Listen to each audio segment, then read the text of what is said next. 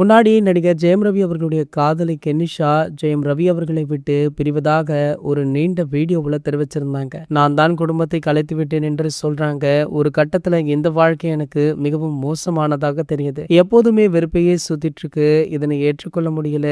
எனவே இந்த வாழ்க்கையில இருந்து நான் வெளியேறுறேன். நான் நிம்மதியான வாழ்க்கையை தேடி செல்றேன். சென்னையை விட்டு செல்றேன் அப்படின்னு சொல்லி ஜெயம் ரவியுடன் ஆன வாழ்க்கை முறித்து கொண்டதை ஒரு வீடியோவின் மூலம் தெரிவிச்சிருந்தாங்க. இதனடுத்து இன்று நடிகர் ஜெயம் ரவி அவர்கள் பரபரப்பான பிரஸ் மீட் ஒன்றை கொடுத்திருக்காரு. ஆமாங்க, இந்த பிரஸ் மீட்ல கெனிஷா தன்னை விட்டு பிரிந்து விட்டார் அப்படின்னு தன்னுடைய மனைவி மற்றும் மனைவியுடைய குடும்பத்தார் மிகவும் மோசமாக என்ன சித்திரவதை செய்து வாழவே விடாமல் தினம் தினம் சாகடிக்கிறாங்க அப்படின்னு சொல்லி ஜெயம் ரவி அவர்கள் மனமுடைந்து கத்தி கதறி அழுதிருக்கும் இந்த வீடியோ ஒட்டுமொத்த கோலிவுட்டையுமே அதிர்ச்சிக்குள்ளாக்கியிருக்கு. மேலும் இது ஒட்டுமொத்தத்திற்கும் காரணம் என்னுடைய மனைவிக்கு சப்போர்ட் செய்பவர்கள் அந்த 3 எழுத்து நடிகை இட்லி நடிகை அப்படின்னு மறைமுகமாக நடிகை குஷ்பு அவர்களை தாக்கி பேசியிருக்காரு. மேலும் இது குறித்து நான் வழக்கு தொடர்ந்திருக்கிறேன். அவர் மீது வழக்கு இருக்கிறது. நான் அவங்களை சட்ட ரீதியாக பார்த்துக் கொள்வேன் அப்படின்னு ஜெயம் ரவி அவர்கள் எச்சரித்திருக்காரு.